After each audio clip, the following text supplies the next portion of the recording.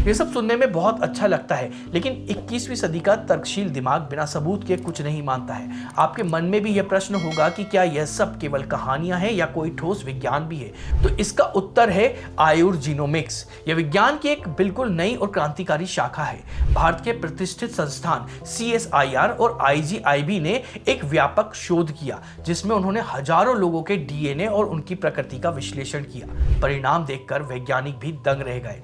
उन्होंने पाया कि जिन लोगों को आयुर्वेद पित्त प्रकृति का बताता है, उनके शरीर में EGLN1 नामक जीन बहुत अधिक सक्रिय होता है। ये वही जीन है जो ऑक्सीजन और मेटाबॉलिज्म को नियंत्रित करता है।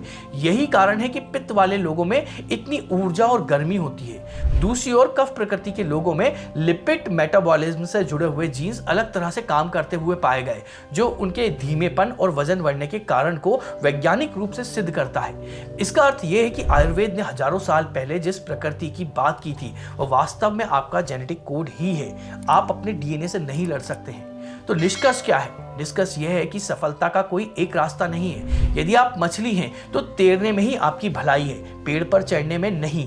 अपने ऊपर से समाज के दबाव को हटा दीजिए, दूसरों की नकल करना बंद कीजिए। यदि आप अपनी नौकरी से दुखी हैं तो त्यागपत्र देने से पहले खुद से पूछिए, क्या यह काम मेरी प्रकृति के अनुकूल है?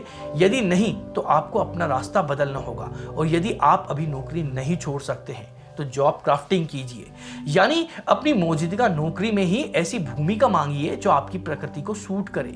याद रखिए, असली सफलता बैंक बैलेंस में नहीं है, बल्कि इस बात में है कि आप सोमवार की सुबह उठकर अपने काम के लिए कितना उत्साहित महसूस कर रहे हैं। और वह उत्साह तभी आएगा जब आपका करियर और आपकी बायोलॉजी एक ही लय में होगी। अपनी प्रकृति को पहचानिए, क्योंकि यही वह चाबी है जो सफलता के बंद दरवाजे खोल सकती है।